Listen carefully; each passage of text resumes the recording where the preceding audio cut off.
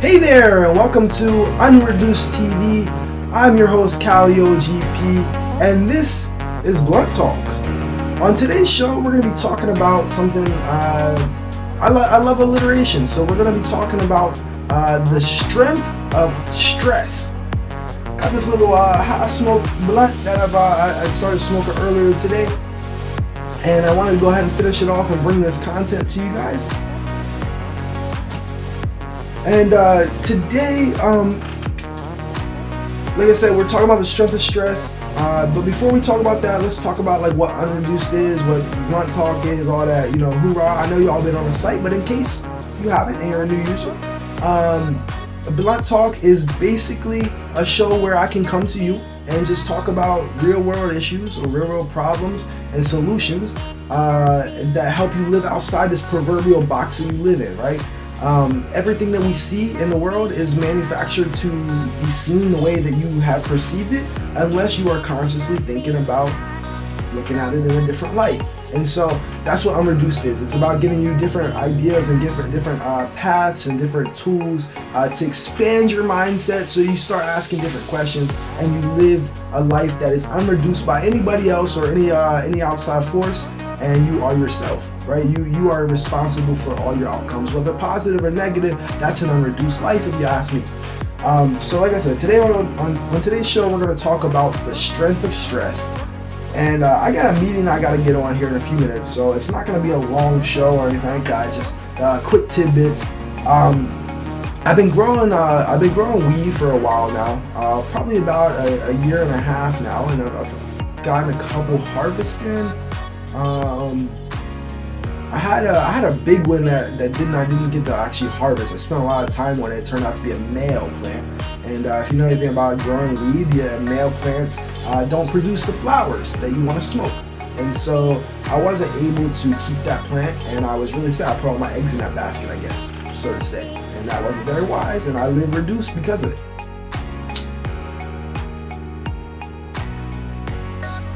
But something I noticed while I grow weed is that if you stress your plant out just the right amount, it actually gives you much better flower, right? It gives you higher quality weed to smoke once you actually get to that point. And so I just started thinking about, like, just because I smoke a lot of weed and I'm just thinking a lot. And so I started thinking about how just as human beings, right? Like, some of the strength that people see in me comes from being stressed out in my life, and just being absolutely pushed around and put to the point of breaking. But because I held strong and I kept myself focused, I was able to come out of those situations stronger, right? And so stress and uncomfortability, right? Like right now in America, we're dealing with Black Lives Matter, and I don't know why I said it like that. We're not dealing with. We are addressing Black Lives Matter finally. We're finally addressing this. And so in America, it's uncomfortable for some people to address this, right? But that's okay, because when you stress people out and you make them uncomfortable, right? They actually start asking themselves the uncomfortable questions internally instead of you having to bring them right to their face. So keep doing what you're doing out there. I like the movement and what people are doing in order to bring awareness. I mean, people are literally just sharing every story that they have about Black oppression. And that is just so beautiful to me, and the fact that we can actually bring our pain to people and set it down in a way that is, it's civil. It's a civil way to set our pain down. We're protesting and telling people the stories, and honestly, when you hear these stories, at first you don't want to believe them, and I get that. That's because you're uncomfortable, right? But once you start hearing so many of these stories, it becomes like, honestly, maybe I'm the square. Right? And that makes you uncomfortable, but as a group, it makes us all stronger. As a country, right? I love this great country of America. I'm ashamed of some of the things we've done, but I think that we have a great people here. And I absolutely love my generation and the generation after me, because we are a group that we are groups that really aren't just sitting down and taking, well, this is the way it's always been done before.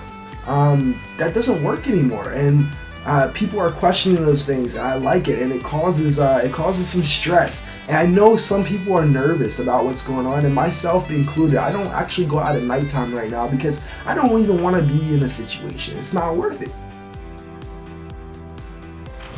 You know, I have people that depend on me to come home and provide for them. So if I can't do that, you know, then where does that leave them? And I love them. So what I want to do is make sure that I'm protecting myself. So I'm living a little bit of a reduced life right now, but it's worth it when I think about what the bigger picture brings, right? Just think about it. I'm not really, you know, it's a little bit stressful to not be able to have any nightlife right now, but that's okay because that's going to make me stronger as a person. That's going to make our country stronger as a whole. It's going to make my community stronger, right? Because now you're going to start seeing communities that have been predominantly white. They're going to start begging black people to be there. I would love to see some policy like that, right? Again, stress is extremely important. In plants, what I would do with the plants when they're young is I actually flip them, right? Like I flip them when they're young. So you have to start stress training when you're very young. Black people, that's why black people are so resilient, right? Because they spend an entire lifetime fighting, you know, the stress and the persecution. And again, I have another video where we talked about persecution in America and like the problem of persecution and how it's still here. I'll put that link in the description for you guys. But because you're flicking your young plants, you know, the base is getting stronger, and so it actually makes your stem stronger, which allows the plant to transport more water to the leaves, which allows the leaves to get bigger, which allows the plant to bring in more sunlight. So it helps the plant just grow so much faster when you stress it out, and it's worth it. It's just worth it to like stress your plants out. It's worth it to stress people out. It's not worth it to go through life and have no problems. I don't know what that's about. If you act like it, you go through life and you act like you don't have any problems, you're just closing your eyes. And at that point, are you even human? We're supposed to be able to process things in a different way than animals. That makes us no different than animals if we don't care about each other and try to make ourselves stronger by learning about each other, right? Yeah, it's a little bit stressful to go and make a new relationship and to explore people that we don't necessarily associate with on the regular. But when they do get together, you just think about a song like Old Town Road. This song went viral, and it's the sound that America's been waiting for. You know, it's a black man getting with a white man and taking their two worlds, right? Their two worlds. They're taking their two worlds and they're collaborating. And they're making a better world for both of them. Billy Ray Cyrus said he never imagined he would have made a song like this. And then he goes on to say that this song is bigger than any song in his career. And he didn't get that until he worked with a black man. The black man couldn't have made this song without Billy Ray Cyrus. Right? Lil Nas X, he couldn't have made a song without Billy Ray Cyrus. So you have these people that are a little bit uncomfortable when they first meet. You can look up interviews, they talk about it. If they're a little bit uncomfortable when they first meet, they make a mega hit. This happens all over the world whenever you can foster that kind of environment. So I would love to see, again, I don't like to bring you problems until I have a solution. So I would love to see some government sponsored programs forcing this to happen, right? Not necessarily forcing, right? We're not in the 60s anymore. I don't need you to force white people to play with me. That's fine. But what I would like you to do is at least encourage them to do so. If you don't encourage them, they're never going to play with me because their life has always been more comfortable. Don't you get that? Their life is always going to be more comfortable because at least in my lifetime, because they got a running start. They had generations of a start. And at the end of the day, black people just want to be friends. We just want to integrate. We just want to be free, like you said we were all those years ago.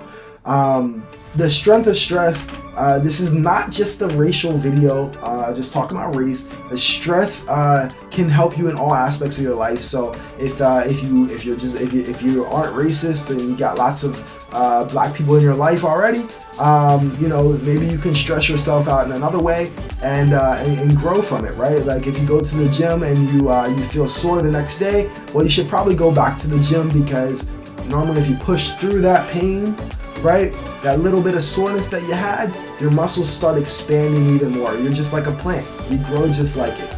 I know we're so different, and this video wasn't supposed to be that long. This blunt's out, and I'm gone. I'm CaliOGP. This has been UNreducedTV. We'll see you next time on Blunt Talk.